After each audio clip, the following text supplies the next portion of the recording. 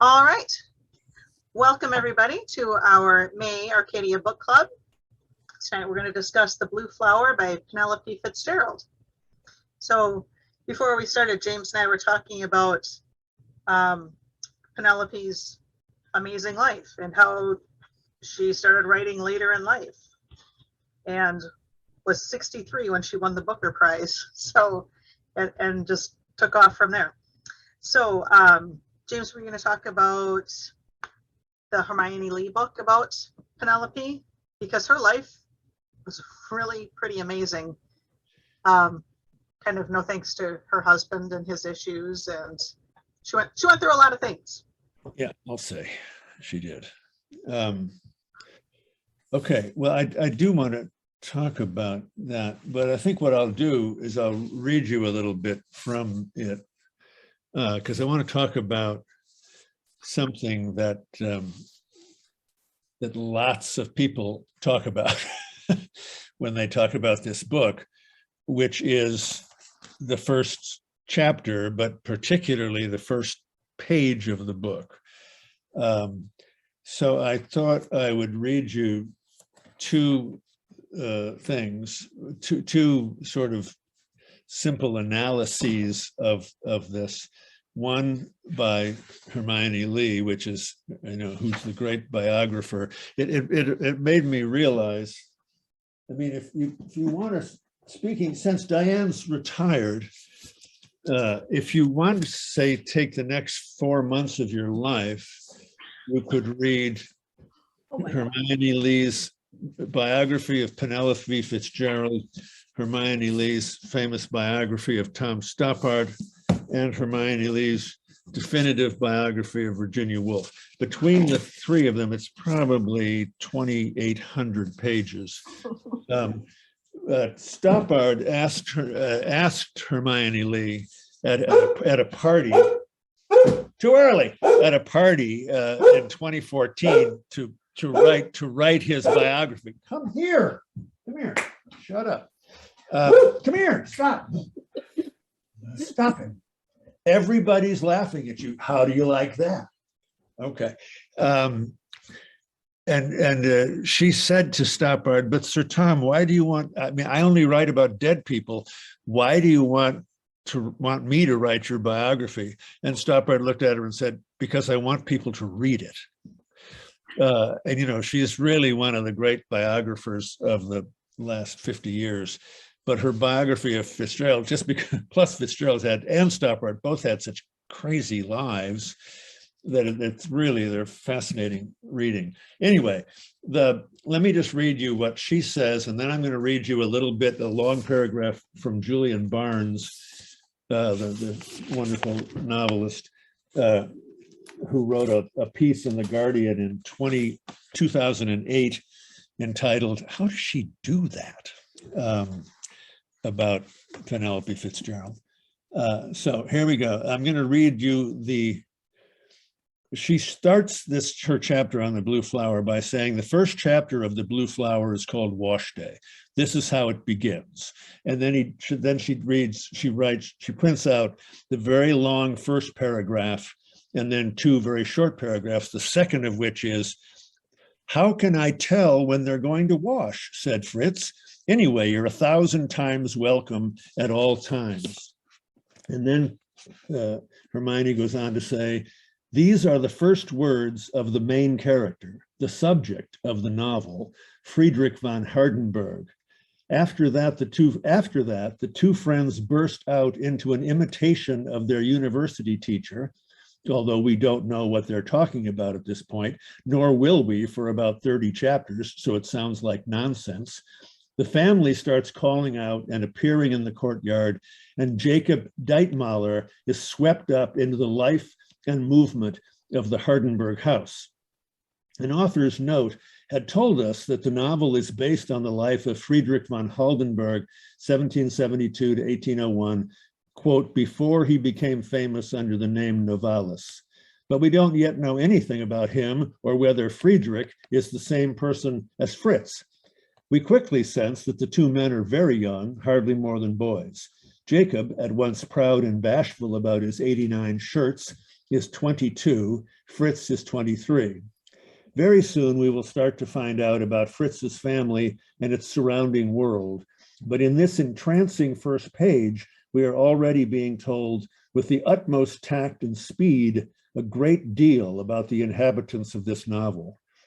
Those double negatives in the first, more people have written about the first sentence of this book than almost any book I've ever read. Those double negatives in the first sentence tell us to read with attention, to be on the alert for mixed feelings and uncertainties. We see at once that this is going to be a novel like The Gate of Angels, another book of hers, greatly concerned with observable. Hannah, stop it! Stop! Stop! No. All right, that'll be fine. She'll be quiet for a minute or two. Okay. Observables. Details of housekeeping and everyday life are going to matter, even if, as Fritz's first words suggest, they don't always matter much to him. And these domestic details rapidly tell us that this is a large old family living in a big house without much money. By plunging us into the point of view of a character who immediately deduces all of this, rather than by telling us facts directly, she puts us there. We too, at this moment, are walking into the courtyard of an unfamiliar house. As well as the solid detail, there's also a feeling of strangeness.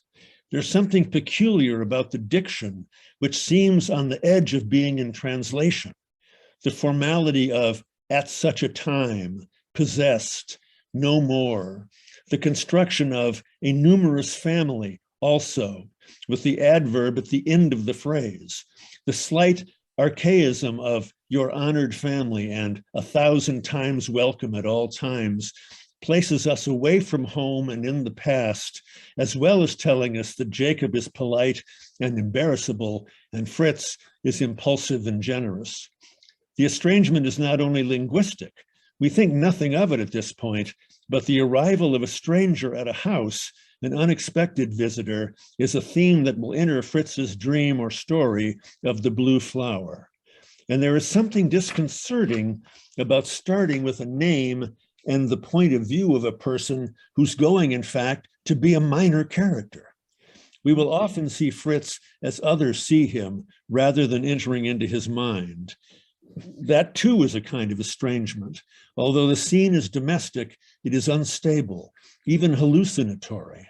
Those white shapes floating down, those children's clothes fluttering through the blue air, as though the children themselves had taken to flight. Note, not taken flight, taken to flight, in a novel that will be full of children, of dreams and visions, angels and early deaths. This first image will stay to haunt us. And let me just jump right over to Julian Barnes before we can think about anything. And Julian Barnes says, and here's the first sentence of The Blue Flower. Jacob Deitmaler was not such a fool that he could not see that they had arrived at his friend's home on the wash day. Again, another novelist would have been content to write, Jacob Deitmaler could see that they had arrived, altogether more banal. A double negative in the first sentence trips our expectations of uncomplicated entry into a novel. Further, it sets up the narrative question. This is the kind of thing only a novelist would write. It sets up the narrative question. So in that case, just what degree of a fool was Jacob Deitmaler? Also, Fitzgerald writes, on the wash day, where others would be content with the normal English on wash day. The definite article hints quietly at the German behind it, am Waschtag, and lets us feel at a nearly subtextual level that we are in a different time, a different place. It eases our fictional way. For that is one initially puzzling aspect of these last four novels. They do not feel anything like historical novels.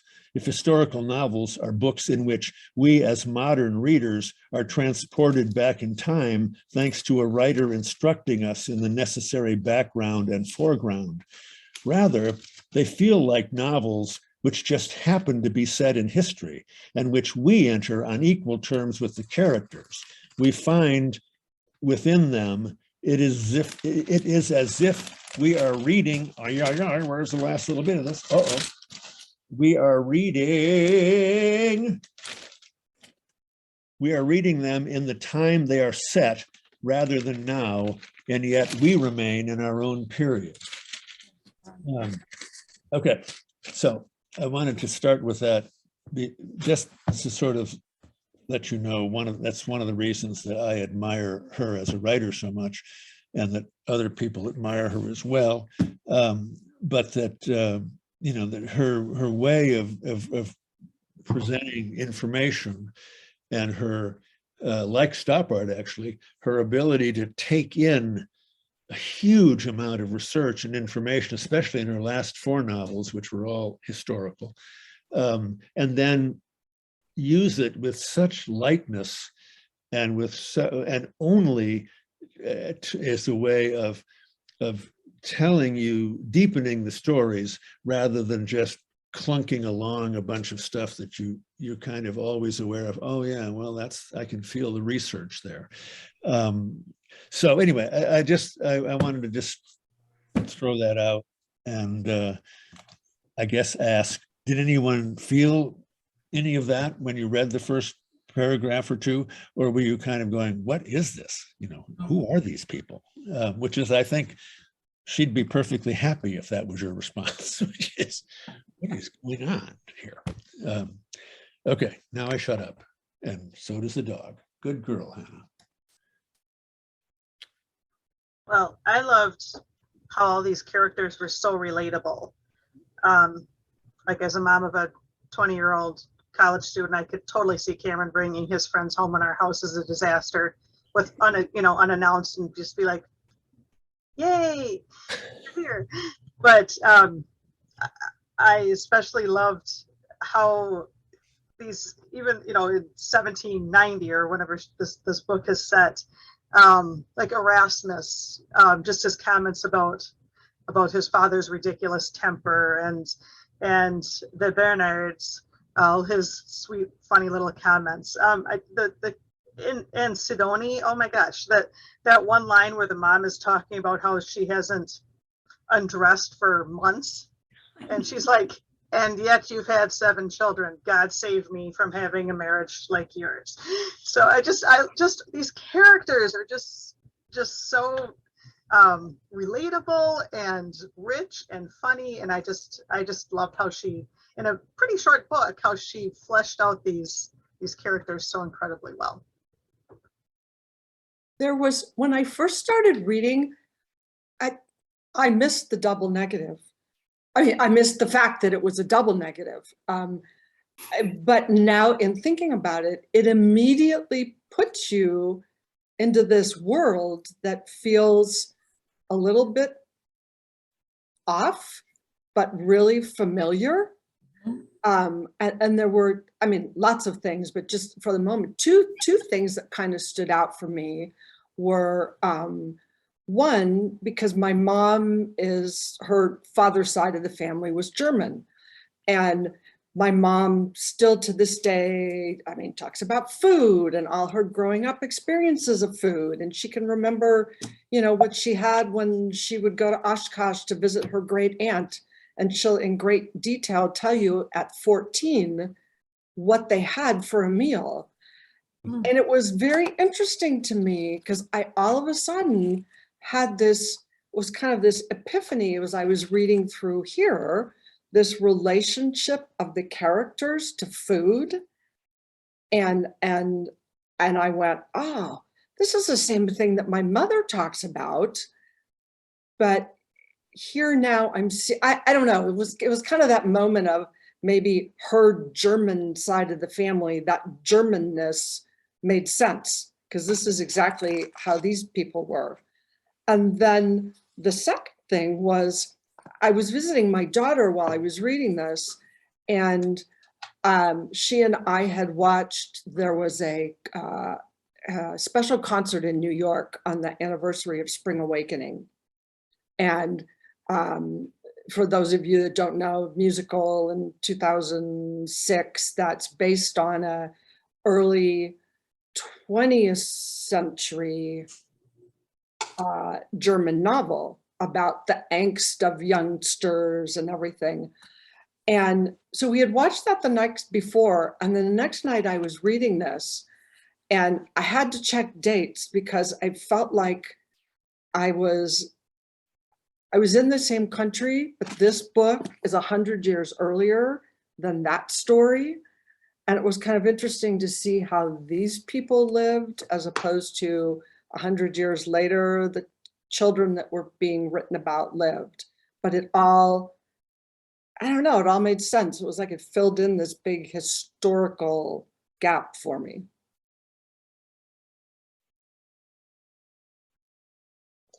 I was thinking of the same musical. I was going to bring it up and then I wasn't sure anyone else would have heard of it because I remember watching it when I was in high school. And I think it was that mix, because I guess the period wasn't even close historically, as you just said, Mary Pat. But I think it's the mix of like, on the one hand, the characters like in this book are kind of like, they're kind of dorky, they kind of do dumb things, they have little hang-ups with their own families, with domestic stuff, but then they'll suddenly say something so profound, or they'll be thinking about something so deeply meaningful, more than maybe like the adults around them would be thinking, that there's this really great mix in that musical, and I think this book too, of like the ridiculousness of being really young and the kind of unique perspective it gives you that you maybe lose as you get older. Yeah, that makes a lot of sense. Well, I guess I'll chime in. I started reading this book, and actually throughout the whole thing, I said, this is weird. And of course, I can philosophize on it, but part of it, you're right, it's archaic Germanisms in English, but it's also, which I thought, rather than the characters and the interpersonal stuff, I took this is me, an intellectual political take on it, trying to see what this life was like in Germany, in nearly feudal Germany, with the Vons and the non-Vons, but these were all Vons, poor. I mean, really that whole area, I mean, those Vons were declining in the rural agricultural thing.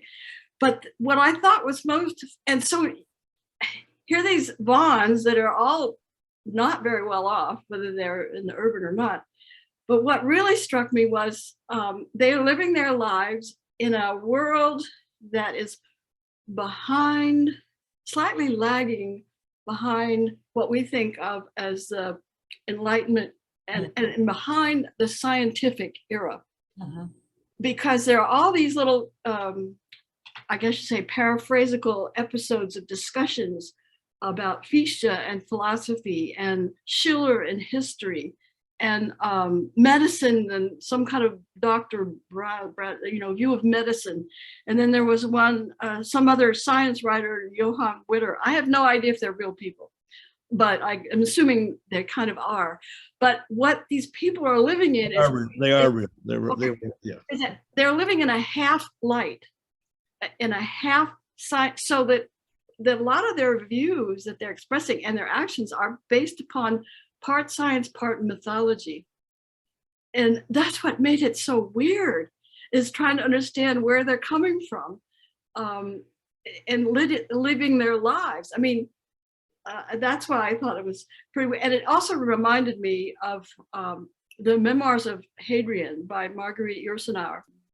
She really tried to write Hadrian's memoirs, with a historical recreation of what she imagined Hadrian would write if he wrote memoirs. And it's the same kind of thing, trying to get back into the mindset of the people at that time. And yet they were people just living their lives. And so you have familial relationships and economic, but it's in an environment that it just seemed weird. Well, and I had to keep, Linda, this just made me think of something. I had to keep reminding myself that this book was written in 1995 because I honestly felt like I was reading a novel from the 1800s by a German author. And it was kind of a weird dichotomy, but then it makes you realize how well Penelope Fitzgerald, I mean, how well she writes, how she was able to immerse you in a completely different time and think you were reading something written at that time. Did others have that sense of that? Yes. Diane? There we go. Yeah, I was texting with Mary Pat today and I was like, this book is so odd. but I think that's it. It does feel like you're reading, I guess the style of it, it feels like you're reading something written in that era as opposed to written, 25 years ago. And I guess that's obviously that's her intent, but it was compelling in a way, like not compelling in the same way that I Must Betray You was, or, In the Company of Killers was, where you can't put it down. It was kind of like gently compelling. And even though I had a little bit of a hard time getting into it, I also couldn't leave it. I kept wanting, because I started it, I think, on Saturday, and I just kept wanting to go back and find out what was going on. And I had to keep looking up words because I don't know anything about the German language. So I had to keep looking things up. And then I was going to ask you, James, what was is there a meaning, or is it just the style of that time of putting the word "the" in front of people's names? I'm not sure. I mean, it was a kind of I think the family, in a sense, used it as a kind of affectation, to sort of, in a sweet way, elevate someone. But I don't know enough about. I just know that device is used a lot, but I don't know why it is. But it so fits the young boy in the book, because he's just, he just sees it separates him out from the rest of the family in a really subtle way. And it almost, at least to me, it kind of makes me laugh every time they use his name that way. Because they don't always use it that way. But I kept kind of looking things up and saying, is this like a nickname that means something, or is this? But then it seemed like that was actually his name. Yeah, no, it wouldn't. I think it's a way of making him particular. Okay. But I'm not, because they also called the woman whose husband is in the army. She also has a "the" attached to her. Right. Her name, so that I don't, but that's a really good question. I guess I've just seen it so much that I didn't stop to kind of look it up again and see what the basis for it is. But it does work, I think, psychologically in the book for both of those characters. They're just, it just takes them out of a group picture in a way, and makes them a little bit outside of, and partly they do that on their own as well. I mean, the Bernhard is at age 8 or whatever he is trying very hard to be, different from the rest of the family, and he seems very, very bright, and he seems to understand who the visitor is in the Blue Flower, where maybe nobody else has quite pinned it down. And then when you get to the very end of the book and you find out that he drowned when when he was quite young, and she has done such a beautiful job, Penelope Fitzgerald, of sort of laying that idea into the book and into his life, that he loved water. There's even a moment in the fairly late in the book where he says somebody asks him where he's going, and it's night, and he says, I'm going to go walk along the water. And you just think, oh shit, I mean, because she's created this sort of very quiet sense of dread with him and water. And it's just but it's yeah. I thought all along that Bernhard had an unusual, for a kid, and a very adult old person's view. Right. Things. Right. Yeah. So is that what, was he the angel? Is that the one that was, okay. Yes. Yeah. Yeah. And for that reason, I was always, annoyed isn't the right word, because I wasn't annoyed, but unless I missed it, and then as I read, I wasn't willing to go back and see, but you get to hear a lot of the ages, like Fritz, and I mean, but like I say, I might have missed it, but I could never pinpoint exactly Bernhard's age. And for some reason, I wanted to know. It was really important to me that I know that he was 4 at this point, or he was 5. And I think that was just a personal thing, but I kept thinking, oh, why don't I know exactly how old he is? Because he was so much older than his years. And I think I felt I somehow needed to put who he was into more of a context. At one point, I think he said, I don't know whether he said it or somebody, or it was just said that he was 7 years younger than his sister. What was her name again? Sidoni. Sidoni. Yeah. Yes, but then I couldn't remember how old she was. Right. She's 15 when we meet her, sort of in the main part of the story. So that would make him 8. Okay, that would make him 8. Yeah, Okay. I'm almost sure that's at some point. Yeah, it says that or it says the other. But I don't think he wasn't younger than 8. That's for sure.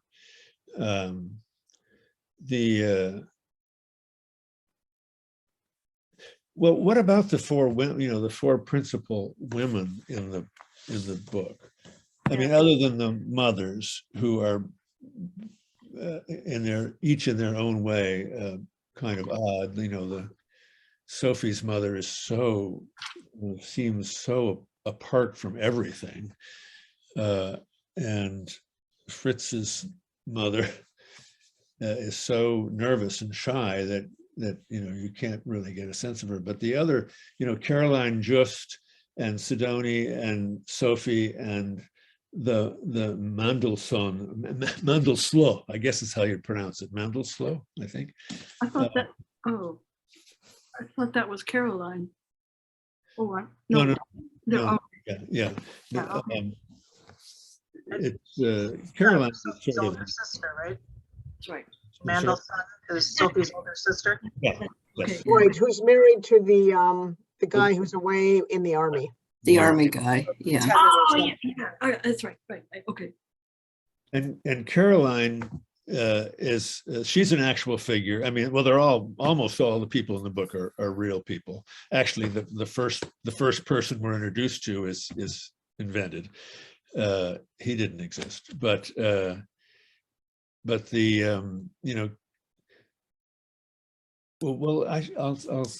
reserve a statement that I was going to make. And what did you think about her? Let's talk about her and Sophie, and just because in an odd way they're both in love with the same man. Mm-hmm. But how did you respond to the women? I'm not sure I ever thought Sophie was really in love with him. Mm-hmm. She was infatuated. I don't know what she was, or she thought she was in love, Yeah. but she was a little girl. Right. A little bit. thinking that this was a cool guy. Mhm. I thought all four of these young women were experiencing lives and expected maybe to experience lives very different from their mothers. You know, the August, or I think it was August, never said a word to Rockenthal or the joy, you know, their mothers, and the other one simply washed laundry all the time or whatever. And they were women in a landed gentry households, and these were the daughters of those households. Times were changing, so you really don't know what Sidoni's expectation. She was the older sister, you know, in the family, but Caroline was almost past marrying age, and the Mendelssohn was soon. It was the expectation that her husband would die because he was in the military, so she'd have to find a way. And Sophie is a little girl that has nothing, no.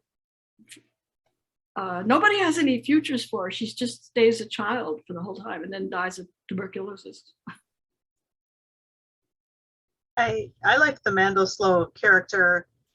You know, when they introduce her, she is just, you know, from a poor from a family that actually does have money, but they aren't a titled family, and therefore she's not supposed to have any intelligence. And yet, if you want something done, she's the one that's going to get things done, and caring for Sophie, and you know, she's full of common sense. So I liked her character a lot. But I also love Sidoni. Just all of her little kind of comedic asides, or just also her common sense observations, I thought were wonderful little humorous points in the story as well. I agree with you about that. I guess I felt troubled by the women too, because even though times were changing, I mean, I felt like they didn't have very many options, you know, and they didn't have much power. And Mary Pat, I agree. I wasn't convinced that Sophie was in love with him either. She's a little girl, you know, and I was a little bit troubled by the difference in their age, to be honest. I mean, it was like, why is he falling in love with this little girl? You know? But yeah, I mean, I often felt reading this book like I had fallen into some kind of, I mean, I think, Linda, you were the one who talked about it being partly mythological. And I sometimes felt like I had fallen into a, you know, 18th century German fairy tale where I you know, the woods were dark around us, and, you know, the castle walls were looming, and it just, I mean, despite the moments of levity in it, it also felt dark. I mean, did anybody else feel that way? I mean, I felt oppressed at times. Like, this is a very oppressive atmosphere, you know, right from the beginning with the laundry, it felt oppressive. Well, there was that note in the introduction that talked a little bit, I think I read it in the introduction, or maybe somewhere else, but anyway, about that 12 or 13 was not an unusual age. And, you know, by the time they got to be 20, they had all their children and couldn't be expected to die in a year or two. So it was a very strange, I mean, it's very hard for us to, I mean, a 12-year-old would be a desirable person to marry. It just seems bizarre, but well, remember, he wasn't intending, he knew he couldn't marry her until she was 15 or 16, which is also the age, I might add, in Arcadia, Thomasina, you know, is considered when she gets to be, she's on the verge of her 17th birthday, and her mother is trying to make her get married immediately right then, you know. So it's just that was, you know, which is only 15 years after this book. But so I'm sorry, go ahead, go back. I'm just bring that up. So we don't know what is it about Sophie that is so attractive to Fritz. But then remember, there's also the part where Erasmus wants a lock of her hair And the Mendelssohn is like, oh my God, you too. What is, Yeah. what is it about Sophie? Is this a real thing, or is it just kind of was Erasmus's just the power of suggestion? Because if Fritz thinks she's all that, that he's seeing something else in her as well.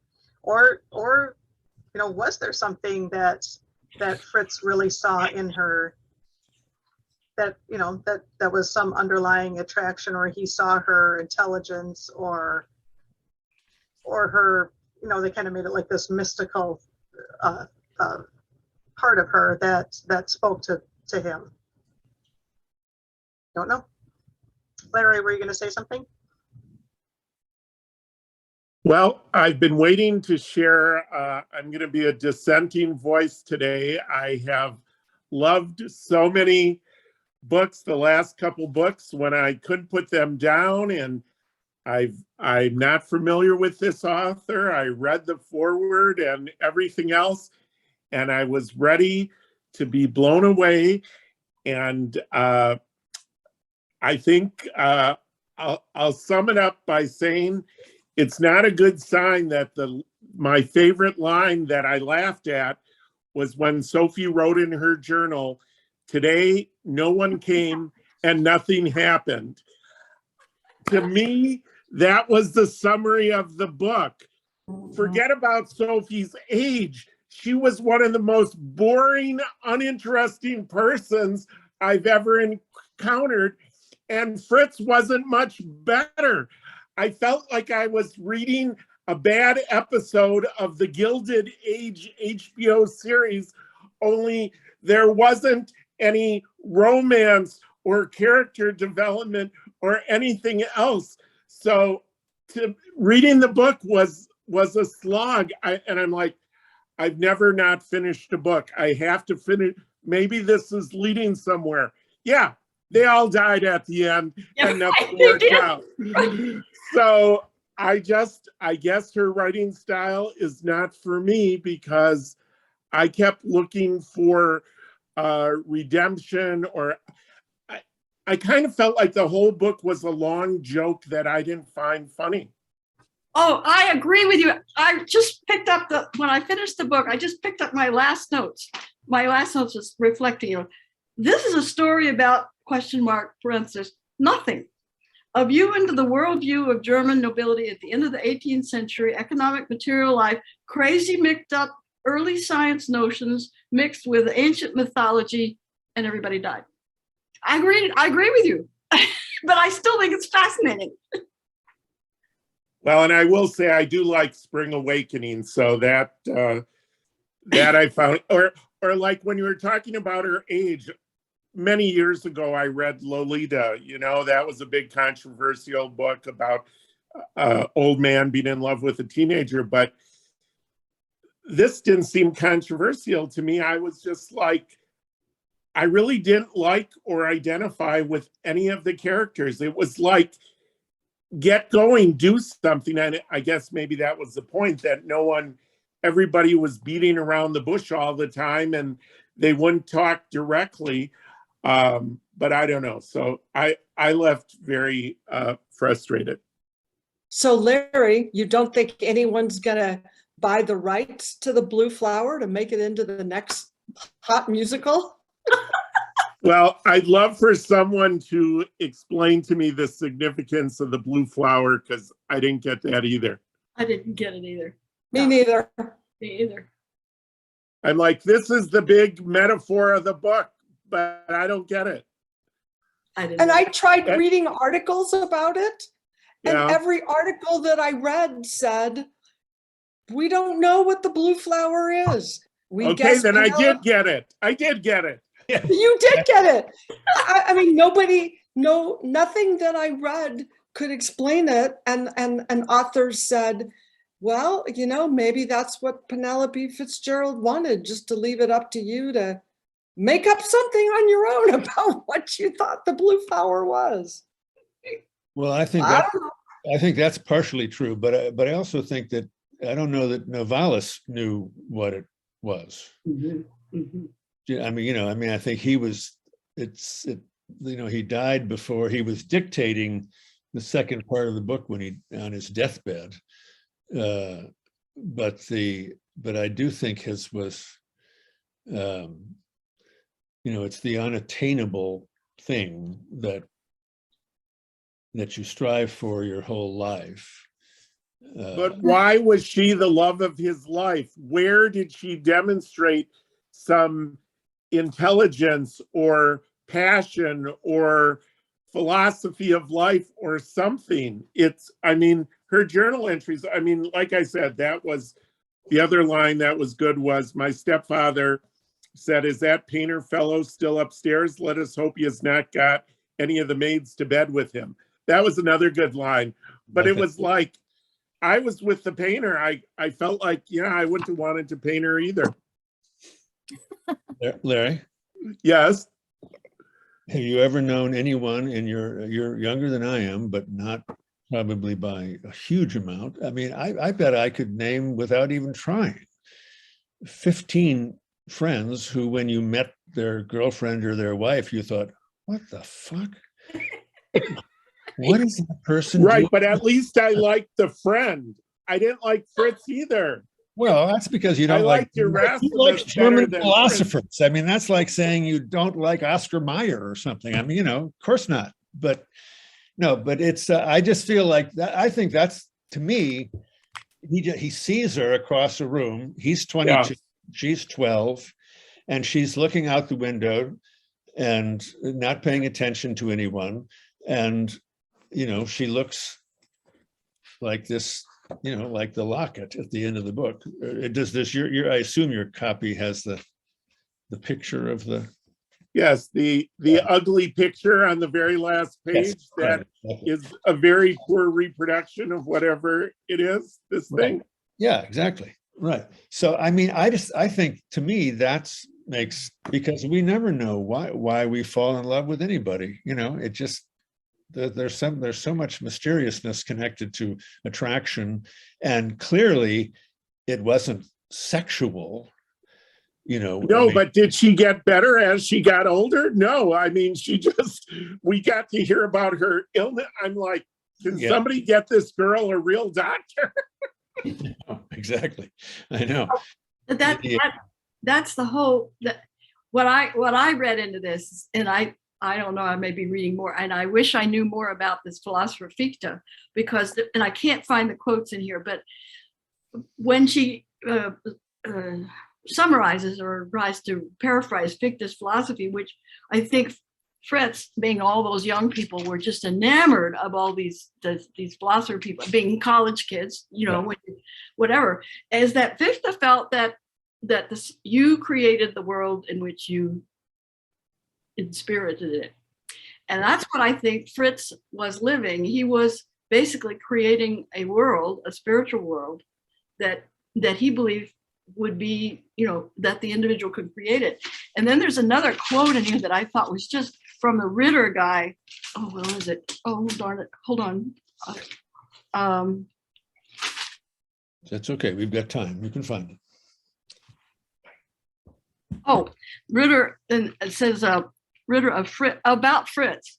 He has no real barrier between the unseen and the seen. Whole existence dissolves itself into myth.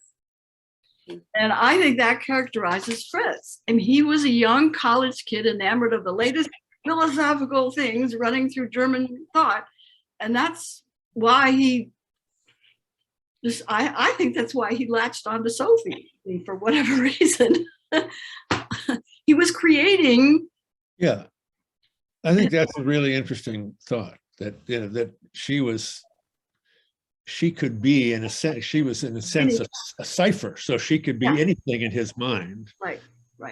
Whereas the relationship that he had with Caroline was so different and so, mature and engaged and heartbreaking for her, but they seemed much more suited to each other, as intellectual equals and kind of a knowledge of the world. And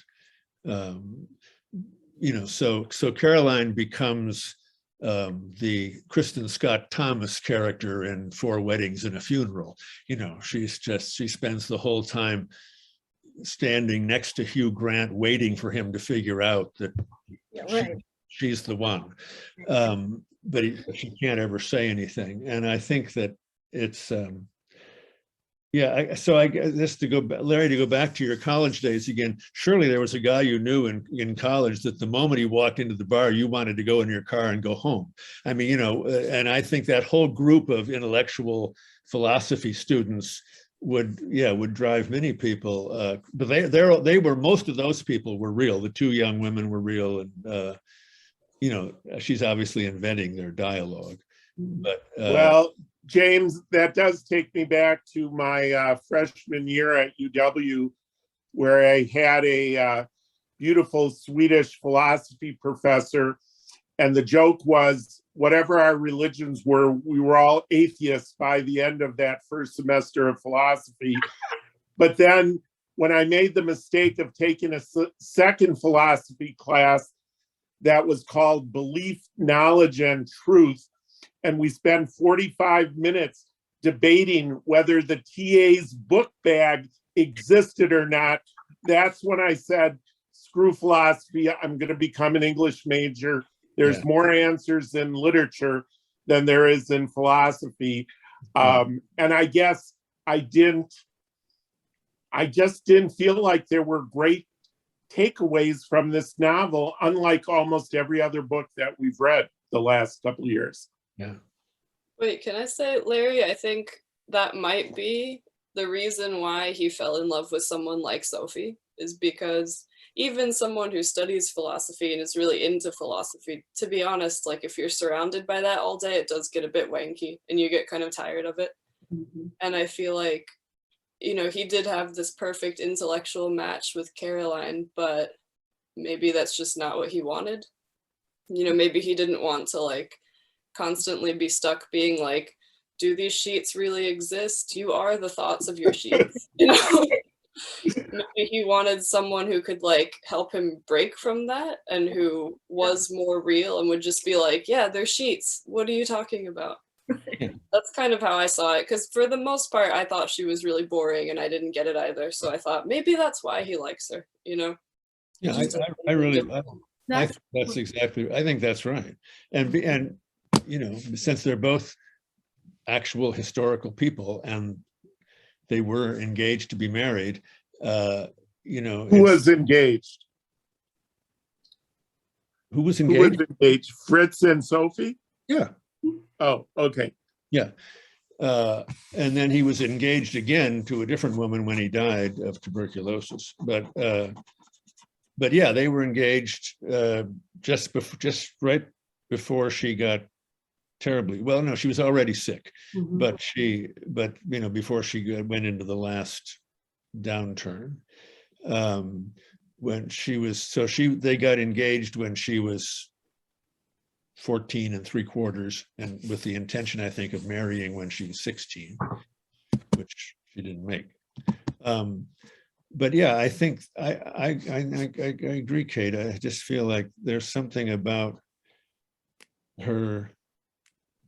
I mean, he says in the book, she frustrates me, and he was appalled that she didn't think there was life after death. And, you know, I mean, there were so many things about her that he struggled with, but I think it's that, you know, in essence, 2/3 of, oh, by the way, Larry, you almost quoted Hamlet a little while ago.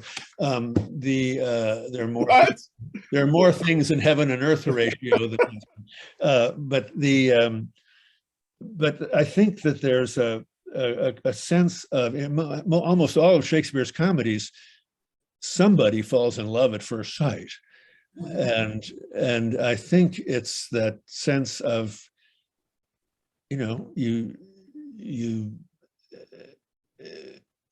he notices her, and because he's unlike a lot of the other people in the book, he's just a bundle of feeling, really, just a sort of bundle of nerve endings, that he just felt this shift inside him, and he'd trained himself to to think about these certain moments, that really, carried weight in his life, and that this was, for whatever reason, she was it. And I think it's great that when his friends meet her, or his friends, the friends are doing what friends would do. They're doing, what do you get? I don't see, what do you see in her? What's the deal? He says, I don't know. She's just she's the thing for me. She's my life. She's everything. So yes, it's perplexing, and I don't know what else to say about it.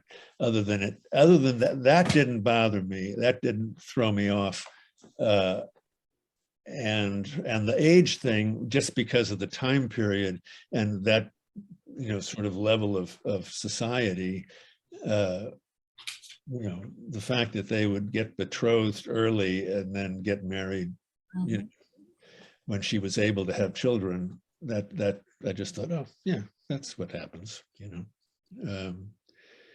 Well, she was, as he called her, he said, she's my philosophy. Right. That's right. And I mean, she's kind of, I don't know, it sounds like most of us are saying, she was, it was like she was this young girl, she was a blank slate, and didn't have much written on her slate. And so he could write on her what he wanted and make her what he wanted her to be for him. He probably would have been, I don't know, I'm guessing he would have been more and more frustrated, because she didn't seem much interested in philosophy, that's for sure. She was just very practical and simple, and liked to laugh, and doesn't he call her his spiritual guide at one point? Or so? Yeah, but see, I think that's him. That's him. That's him. It's totally him. And this is supposed to be, the guy who became Novalis, the romantic poet, and that seems very part and parcel with that sort of view of things, that he would project this on her. And I just occurred to me that I could look at this book as a parody of German Romanticism, of growing German Romanticism. Yeah, that makes sense. Yeah. Where the Romantics are coming, the German Romantics. She doesn't quote Goethe, who was around that time, he's in the book. Goethe's in the book. Yeah. Oh, that's right. He appears. Yeah. That's right. But I think what I also noted, I was going to comment on the writing style. I read some comments. There's a strong element of satire, a dry, sardonic tone. The writing style sometimes seems to be without affect, and combined with sound and fury signifying nothing in the story, at the end, I can look at it as a parody.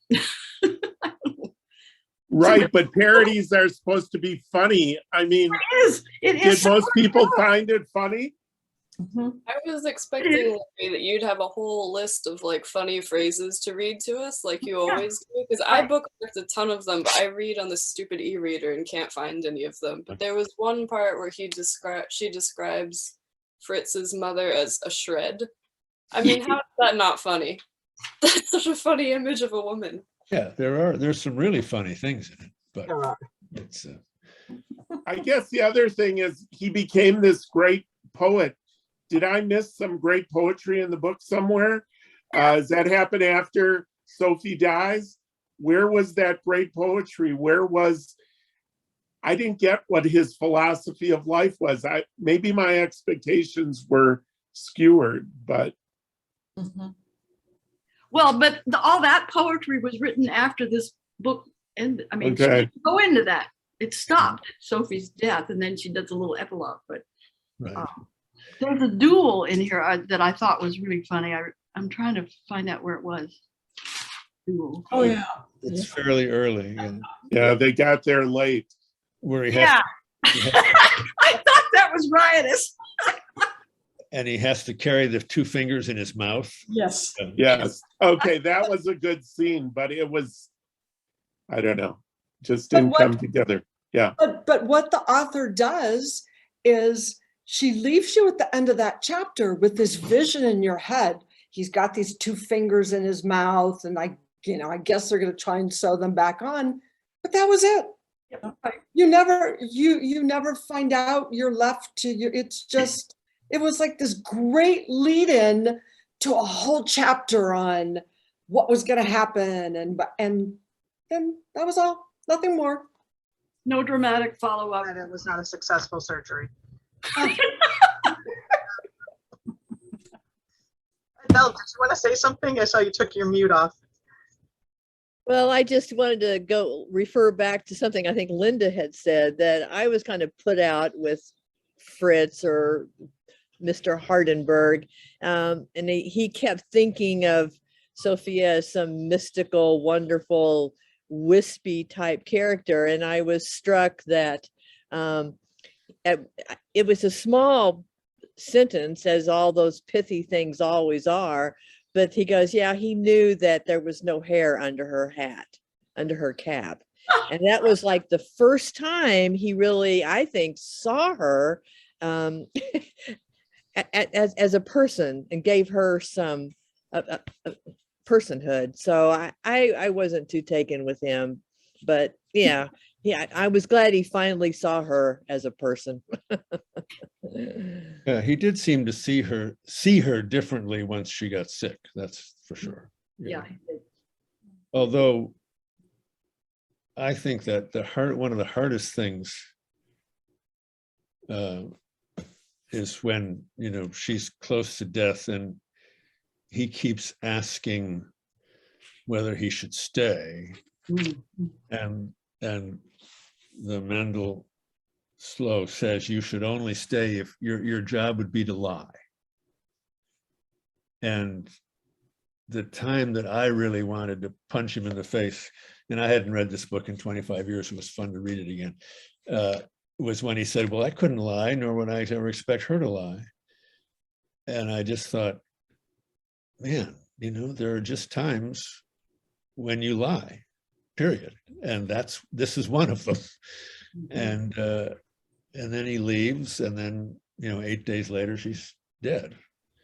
And it's and then it says she keeps thinking she hears the horse's hooves in the courtyard, hoping he'll come back, and he never does.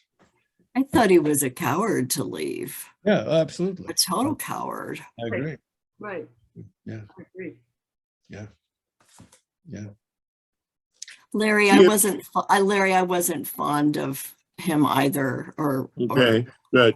When I said I felt oppressed, I was reading. It wasn't just this sort of German fairy tale atmosphere. It was I felt oppressed. But let's just say that for conversation's sake, she was the great love of his life, and then on her deathbed, I gotta go. Sorry. I mean, that it undercuts this whole thing that she didn't live up to, and she's dying, so I'm out of here. I mean, I liked Carolyn. I didn't know what she saw in Fritz. I'm like, move on, fall in love with the Rasmuses or somebody else. Right. So Larry, I would love to know, here's another thing. I would love to know what your students, if you assigned this book, what young people, how they okay, so since I taught 8th grade language arts for 30 years, I did have a problem with the age of Sophie. It's like, oh my goodness, I can't believe it. Well, they would never read anything. They would give up on page 2 of this book. It's, I mean, and don't get me wrong. I mean, I like Samuel Beckett and James Joyce. I like Virginia Woolf. I like experimental writers, and I realize she's doing something very different here. It just didn't work for me. I'm glad it worked for everybody else. I'm amazed that she won all these book awards, but literature is subjective. You should maybe try one of her earlier novels that aren't historical. James, that's not going to happen. You know what's interesting, Allison, when you talked about it being kind of oppressive, I was thinking about that. They're kind of the lower, kind of landed gentry or whatever, and the poverty seemed very oppressive. Yes. The way they talked about it, as opposed to like the characters in Jane Austen's novels, which would be at around the same time period, where the poverty seemed a little more genteel, I think. Mhm. Do you think, does anybody else think that? I That agree. Yeah, I think if you only wash your clothes once a year, that's kind of a huge red flag that you're going to have some problems with both your mental and physical health. Well, However, unless you have 93 shirts. well, see, but it does, but see, the people who only had to wash once a year, Larry, had enough stuff that they never, they always had plenty around. The poor guy who only had 89 shirts, that's because they had to do their laundry 4 times a year because they didn't have as many resources. Now, a lot of those sheets are probably pretty threadbare, and but they're, Well, that explains why there didn't seem to be much sex in the book. Nobody could stand to be near each other. true. I don't know, Fritz's mom kept churning out children. I couldn't figure out how, but For 7 years. Yeah. Apparently, you didn't have to take your clothes to have sex and get pregnant. That was one of the takeaways. Okay, so That note, This was great. Thank you. This was good. if we talk about our next book, which is very different, we're going to read The Sea of Tranquility by Emily St. John Mandel. So I don't know if any of you read Station 11. If you haven't, I hope you do, because it's one of the best books ever. So this book is sort of a sequel to The Glass Hotel, which came out maybe 2 years ago, but you don't have to have read The Glass Hotel to know what's going on in this book. So James wrote about this a few weeks ago in the newsletter. And so it's three characters from 3 very different eras, but there's something bringing them together. So it's speculative fiction. I wouldn't call it, maybe a little sci-fi, because the moon has been colonized. So there's a little bit of sci-fi. But James, do you want to talk about this a little bit? Well, I think her writing, the thing that made Station 11 memorable to me was, it took place 20 years, most of it took place 20 years after some kind of virus had wiped out over 90% of the people on Earth. But it really was a book about resiliency, about how the people who were left just started, there was no electricity, there was no cars, there was no oil, but the people who were left just figured out how to start a new world, in these little chunks of people. Not, some people were living in an airport because that's where they ended up, and it was, and I feel about this new book, I did not read the book in between, but there are 2 characters from that middle book in the new book. But what I was moved by in the new book is the same sort of sense of generosity that she has, and the way, and I also think she just writes in a very available way, so that you're not overburdened with information about, the book encompasses 4 different time frames, starting in 1912, going to, I forget what's the last one, 200 or something. 2400. There's basically a 500-year chunk of time, and people are living on the moon, and people are living in the far colonies out further from the moon. But it's not a science fiction book under any stretch of the imagination. It's just it's a book about people, and there's a mystery in it that's trying to be solved, a mystery about a kind of warp in time in this sort of odd, and it kind of explores the idea that some people have that, we're a computer game. Our lives are some other colony's computer game. And one of the characters in that book says to his sister, well, if we're just a computer, so what? We're still here and we're still living. So who cares if it's a computer game? It's not our concern. Our concern is to just live, and I think that's really, I think she's a really thrilling writer and a very, very accessible writer.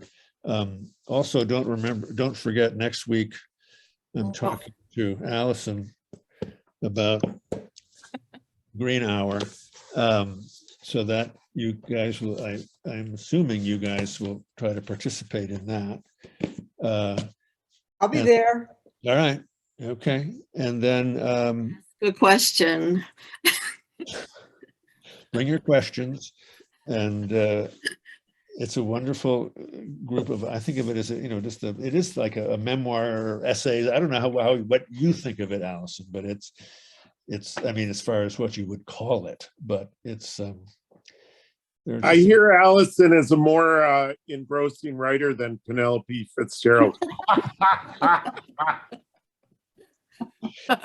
I'd say she's certainly a different writer than Penelope. And then in July, Nancy, is that right? Huh?